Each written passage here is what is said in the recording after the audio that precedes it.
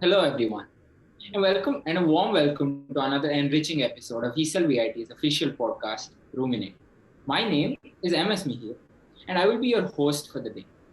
It is my earnest pleasure to welcome our guest for today's podcast, Ms Aparna Abhishek Iyer. Mrs. Iyer is an experienced professional, an edupreneur, and also the co-founder of Grassroot Education. With a diverse array of professional experience, she is here today to share her collective wisdom to inspire and educate every one of us. Throughout this video, illuminating insights will be provided, which will prove to be invaluable to everyone having an interest, especially in educational entrepreneurship. So do stay with us till the end. And now, without further ado, let us begin. Good evening, ma'am. And for our first question, ma'am, to begin with, what led you to become an entrepreneur?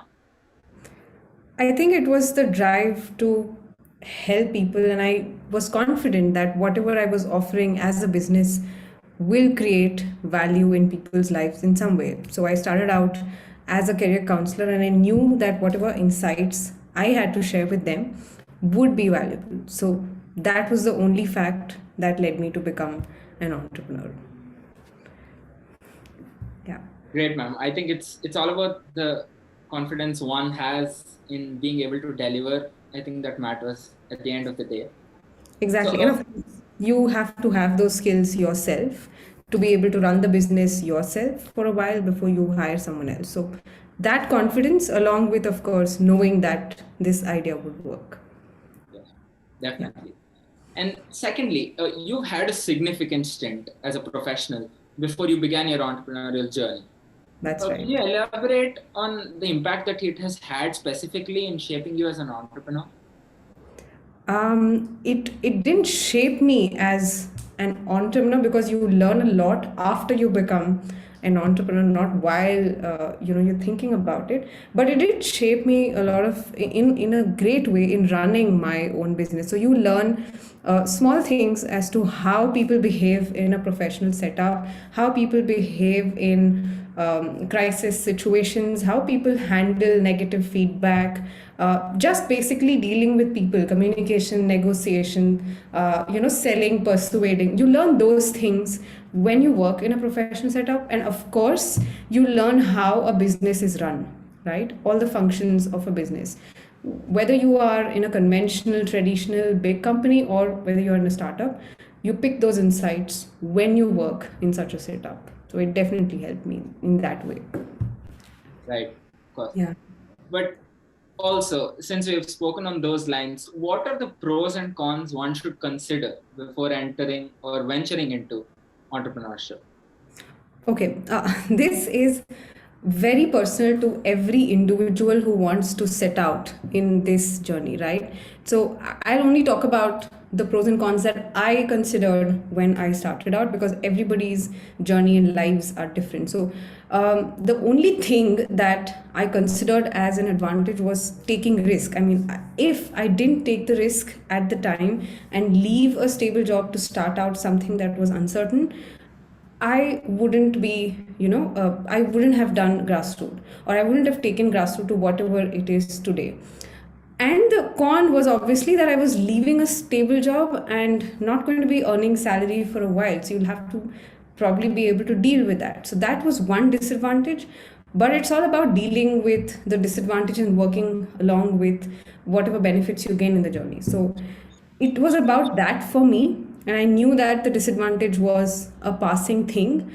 And I still feel that it may be a disadvantage when you look at it from the outside world, but it's kind of worked for me, to start out and become whatever I am today. Yeah. So definitely, one can agree that risk taking is the USP of entrepreneurship. Absolutely. That's the only go-to thing. I mean, that's the thing. So when you are young, you have that knack for taking risks. So, and you take risks because you know certain things will work and you make them work. That's the drive that you have when you're young, maybe. So that's the advantage, right? So when you become an entrepreneur at a certain age, say in your 20s, you are at an advantageous position simply because of your age and the drive that you have. So that's what you should consider and probably start out. Definitely, ma'am. But while we consider all this of venturing into entrepreneurship, we go in with one idea, and the planning and designing of that one idea is one aspect, but taking it to the market is a whole other. So, Yeah. how do you elaborate and differentiate between the two? Okay, they're not very different. I mean, you have to plan and design how your product or service is going to be. And even with grassroots education, when we started out doing IELTS training, we did decide on how the course structure is going to be, how is it going to be delivered, what if we have a certain number of students, what if we are not able to do it a certain way. So you have to plan these things before you venture into the market. And you have to also observe. So you can't be like, okay, I'm giving you this, use it. So you can't do that as well. And that's what I'm doing with my new venture as well. So it's just about reiterating. So when you have planned, designed, and given a product to a customer, there will be feedback, both positive and negative. So take it and use it and change your business accordingly. So you can't undermine planning and designing because, oh, anyway, you know what, there will be changes. You have to go through that process. If you have a co-founder, have those difficult decisions, have those difficult conversations with your co-founder, arrive at a conclusion, and then put it out in the market and then adapt. That has to keep happening constantly throughout the journey of running your business. That's how it is. Right. Yeah. And another very important aspect, timing. I think timing is everything in business, as we say, but also in entrepreneurship specifically. So, when, according to you, is the right time to funnel money into marketing your product or service? Okay, funnel money into marketing. All right. This any smart business person will be able to figure out, but the best time is to obviously when you have figured out how you're getting in those users. Now, for example, you have an organic clothing brand and you want to acquire users. You want people to buy your clothes or whatever product you sell. You need to figure out how people are going to find out about you. It can be an online channel, it can be an offline store. But if you have figured out how people are going to reach you, then you put in more money and scale that. But other than that, don't think money is a shortcut to acquiring users and growing the business. So it's not a shortcut for getting you revenue. The actual effort of marketing and convincing customers is going to be there whatever you do. So you do that without any investment first, figure that out, and know for sure that this will work this way when you put in so much money. And also expect, anticipate, okay, this is going to be my return in of investment. So anticipate those things, calculate your risks, and then put in the money, however small it is. This is how people should invest in marketing.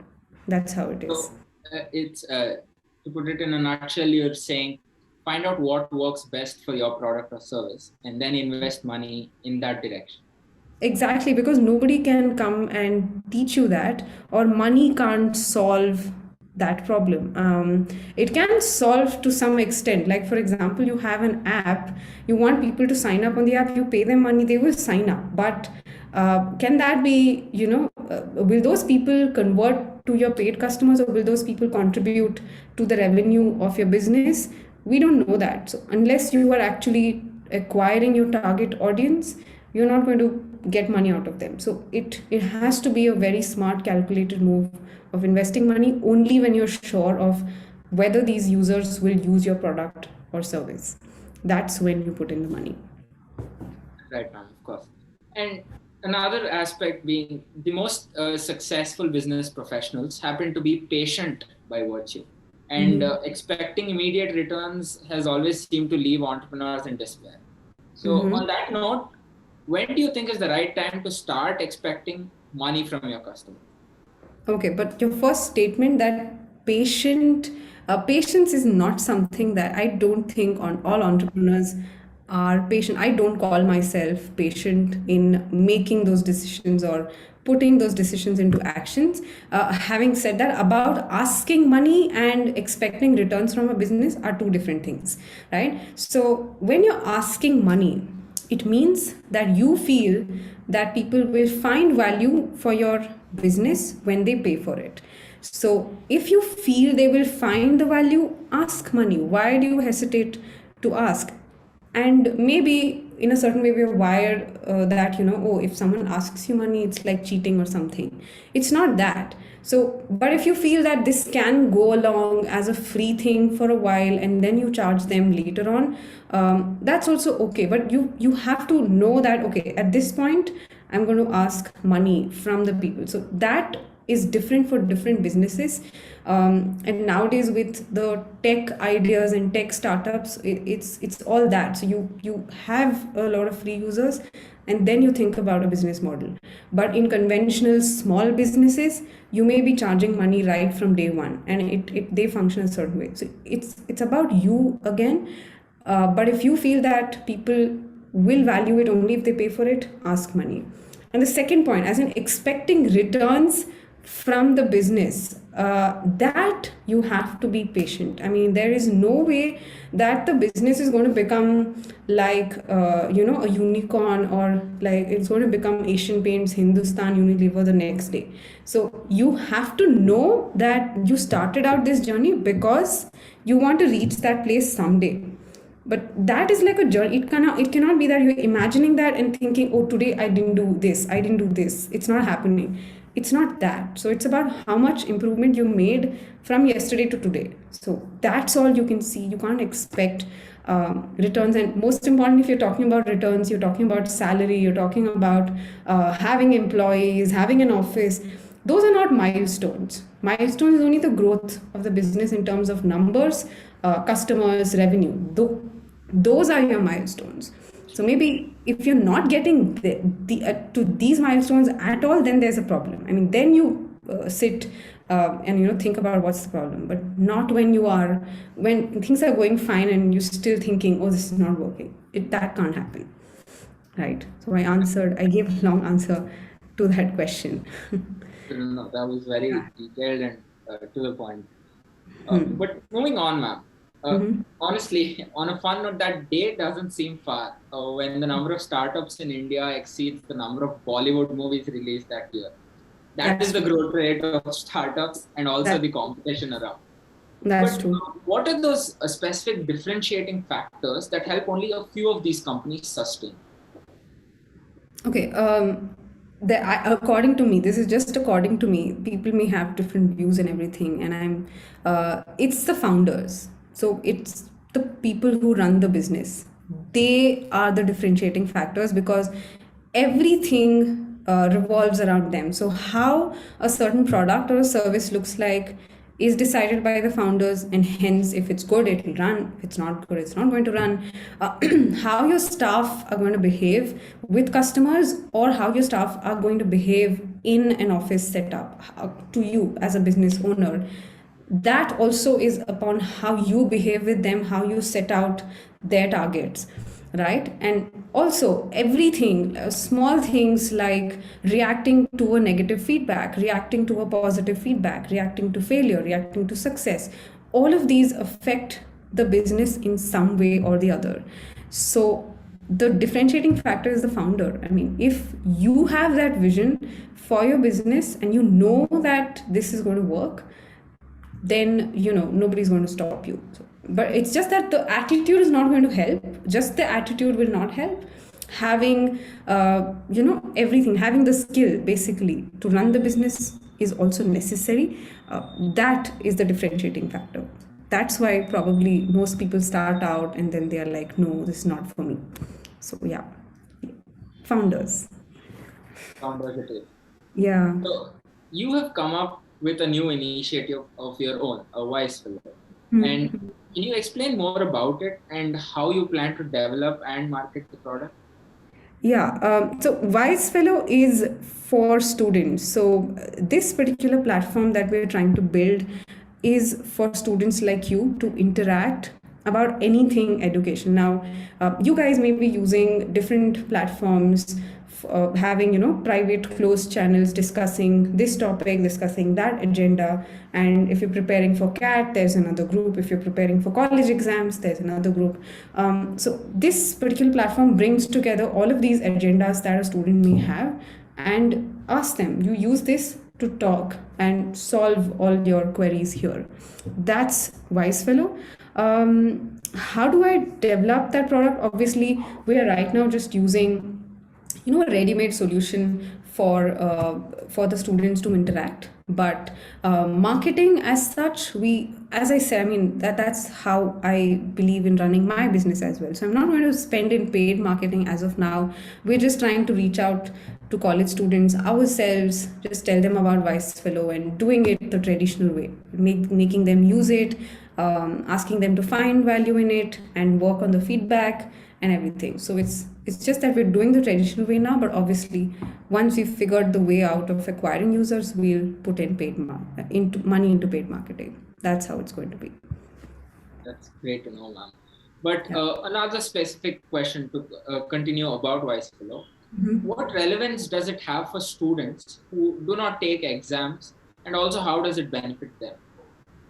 Yeah, so students needn't be talking just about exams on Wise Fellow. Now, you guys may have anything to talk about. It can be a small, like if you're sitting for a placement interview, you might have a question to ask, and you might just quickly want to get answers from the student community or maybe an expert in the community.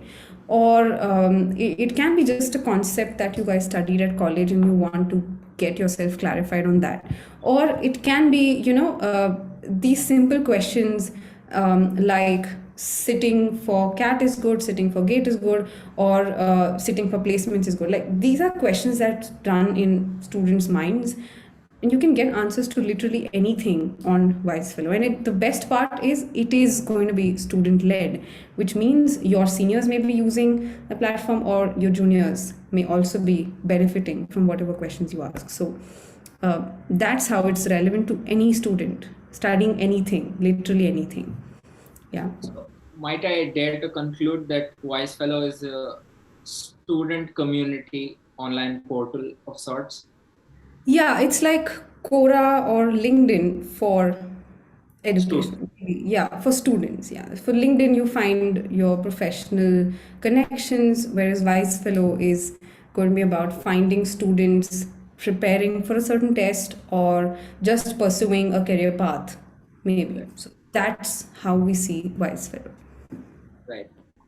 And now going back to entrepreneurship, any professional who intends to become an entrepreneur has many inhibitions. And what advice would you give to such individuals?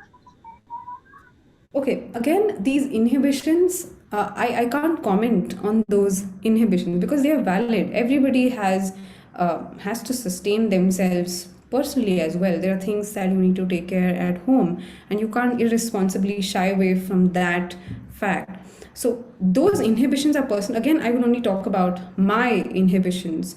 So obviously my inhibitions were, what if I don't earn as much from the business? What if the business does not do well? What if people don't like me? These are inhibitions that you have as a person and as a professional. But you have to keep those aside because you remember the end goal. I mean, you started out because you know this is going to work. You know that you have it in you to offer something to people. So work on that probably and keep those inhibitions aside for a while and see how it's going.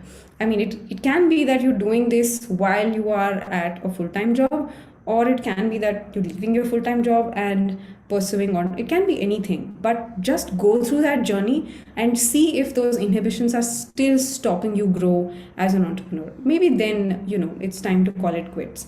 But otherwise, if it does not matter in any way, then probably continue running your own business. So it's all about doing the test trial first before you start out. Yeah. Or finding what suits you better in order to pursue a career. Absolutely. Right. And this is something that people often debate in such a fast-paced world. the path to becoming a successful entrepreneur is like running a marathon and not a 100-meter sprint. I mean, to Yeah. take what you just said a couple of answers back, that you don't start today and become an Asian painter, Hindustan Unilever the next day. So, to what length would you agree with this statement? So it is obviously a marathon. I mean, you are either, I won't say competing, but you're running this race along with other people, and you always are moving ahead, and you should be thinking about moving ahead. And there is never a finish line. It's not like you achieved this and hence that's it. Even the biggest businesses today are still successful because they're thinking about new ways to engage with customers, and that's a learning, right? So people like us should learn from them. They've still not stopped growing from where they have reached. So it's about just doing the same thing over and over again, thinking about what will bring in new customers, how will it grow. So it is definitely a marathon. I mean, both figuratively and physically. I mean, you definitely involve a lot of your energies and efforts in running this race. Definitely, ma'am. And how much of a shift do you think has occurred in what one would call a male-centric business culture of India? Okay, was it male centric? I don't know about that, but it's certainly not anything centric except being business centric. I mean, at least with me, I did not see that comment saying because you're a woman this will not work, or I didn't see that bias. People look at you as a business. That's it. I mean, your customers look at you as a business, not, okay, you're a man, you're a woman, and this is how I will react to you. It's not like that. And also, it's the same thing with people who put in money, investors. They also look at you as a business. They don't look at you as a female business and have a soft corner for you, or otherwise, if you are a male business. I don't think it's got anything to do with gender. Today, it's all about how good your business is and how much of a value you are giving your customers. So that's what matters, and it's become centric towards customers and the product, not about the person or the gender of that person. I think Certainly. that is well said, ma'am. Business centric, and I think that needs to be the approach everywhere. That approach, that's what I feel. I mean, right now in India, at least, that's what I feel. I don't know if people may have faced issues as a woman, but I did not face any such thing. Right. Yeah. And now, getting a little specific, it is a content-driven world today. We all know we are just surrounded and consuming content every second. And in such a scenario, how would you emphasize on the importance of qualitative, authentic, and also ethical content for entrepreneurs? Because there's such a large competition out there. Yes. And to be able to deliver that specific quality in terms of content that actually sells, especially for someone who's starting fresh compared to what a post would be done by a company like Amazon or Flipkart. Yeah, but so it's all about what your customer wants, right? So we all know when we start out as a business, we somehow know that, okay, this is what is going to work, and we figure that out. Even within running 4-5 months of your business, you know what is working, what is not. Same thing is with content. Now when you put out content, the probably the mistake that most people do is they don't think about what they are good at, and they don't realize that people actually see that in them, and they're like, okay, this is great, this is what I wanted, right? For example, we started IELTS training at a time where, I mean, even now there's so many people who do IELTS training, right? There's so many coaches who teach for this exam. And still we were able to find something that we were good at, and we put that out on Instagram and YouTube, and we made sure that it was created by us, and it was not like sugar coated and oh, my trade secret will come out if I put out this video. I don't think it's valid today. People will find value in whatever you create if it's good. So that's what worked for us. Even when people didn't pay for our coaching, people still were like loyal followers, and are still loyal followers of our Instagram and YouTube page, because they liked watching us, they like listening to us, right? So you have to find what is good about you and what you can offer differently, and give only that to people. Don't worry about people who have 1 million followers. Let's do that. Let's just replicate that and I will go viral. That can't be your end goal. Yeah. So it's always quality over quantity. And also, while I did mention the authenticity, there is a lot of fake content also around it. Yes, there is. So how would you say one can counter this as stepping into the So market? again, so I will only answer things that I did. I cannot be moral policing here, but it's just that you have to be true to what you're giving to your people. I mean, if you know that this is true, give it. And if you know this is going to be helpful, give it. But if you know that this is not that great and you know that this is a false claim and you're doing this because you want the numbers, that's wrong. I mean, you can't do that. And if you're pitching your business and asking people to buy, even worse. So as a business owner, you have to be honest in whatever clients you get, and those clients have to stick around and refer more people. So it can't be that you're just giving out fake content and expecting numbers, because one or the other day they will find out that this was fake. That's going to happen. I mean, people today are very aware about what is fake and what is real. So it won't work in the long term. Simple. So being good at what you deliver and also being genuine, I think Being true to yourself. Yes. Be what is wrong in being ethical and true in selling your business? Why is that considered, mainstream, old school? It's the right way of running a business. You should do that as a business owner. right now. And now, Yeah. since you were being so specific about instances from your journey, might I ask a question? You were working full time for 6 years, man, at a huge company before you actually started your first venture. Yes. And what is it that motivated you to leap into entrepreneurship instead of having access to such similar jobs on a platter? Yeah, I won't call platter, but yes, I did have access to better jobs, bigger jobs, but it's all about what I wanted to do with my career at the time. Now, certain things give you the fulfillment of, like going to work should give you fulfillment. It's not that my full-time job didn't give me that. It's just that something else was giving me the fulfillment than my full-time job. My mind was occupied with building this business and knowing that students will find value in this. So it was all occupied with that, and I knew that if I didn't do it, I will regret it later. And the thing with full-time jobs is that they make you too comfortable, and they make it harder each year. So 6 years was a long time to take that decision and finally start entrepreneurship. Probably not the right advice that I would give. Do it earlier or don't do it at all, right? So you know that the job market will get better for you with experience. So you know that people will be, luring you with offers and things like that. So you will never be able to say no to a good job offer.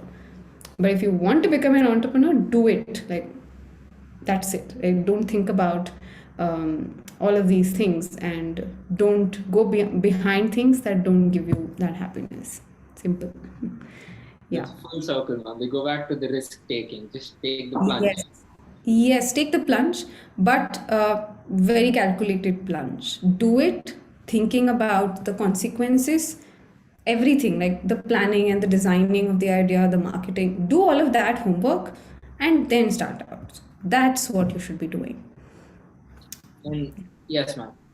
It was great until now. And for my last question, I will get a little descriptive before I will actually ask you to answer, ma'am. Today, entrepreneurs are erupting, just like startups, so are entrepreneurs from different professional fields, honestly. You have actors, artists, sportsmen, celebrities, and I mean, countless more. And Yes. this has caused the whole entrepreneurship field as a whole to diversify and evolve also. Yet there are some traditional and standard practices that never change. Like you were just mentioning, it's not mainstream or old school to be genuine and to give authentic content. It's just the right way of doing business. So would you please elaborate on some of such similar and many more traditional practices that no matter what will not change in the field of business and also entrepreneurship specifically? So it is true that entrepreneurship has diversified. I mean, we're seeing different people offering different things to different kind of customers. So everything has a market today, and the market is liking any new business that comes in. I mean, anything that's valuable, of course. And that is true, but certain traditional practices, like obviously being ethical and authentic, that's like a given. You can't deny that. That's one thing that's not going to change, or people will not like anything otherwise. But the core traditional practices of maybe marketing the business, maybe that will change, because what worked maybe even 3 years ago will not work today, right? Things like giving pamphlets, I don't think that's the right way, especially if you are a niche business offering specific to a specific market.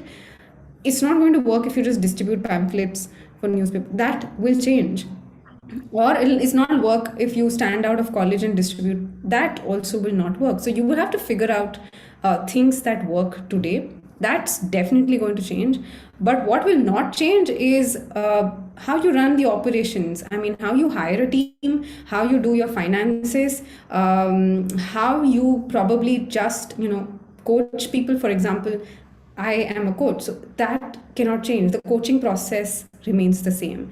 Or if I am building a software product, that process is not going to change, right? Or there is, I don't know if there will be a shortcut to reach that point or grow your business. It will never be. That shortcut will not be there. These things will remain, but obviously how you acquire, market, and how you grow might change, like how you adopt growth strategies. These might change, but not the core operations or hiring or having finances audited, and all of those things will remain constant.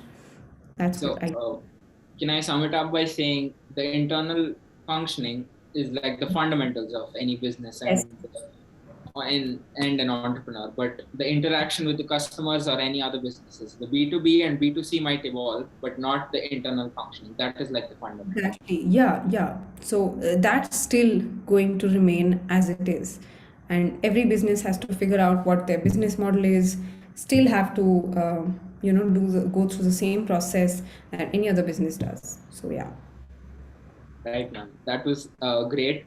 That's it from me. And it was a pleasure talking to you, ma'am. And I'm sure without doubt, everyone who attended the podcast today are educated and motivated about the various aspects of entrepreneurship and also the importance of educational entrepreneurship.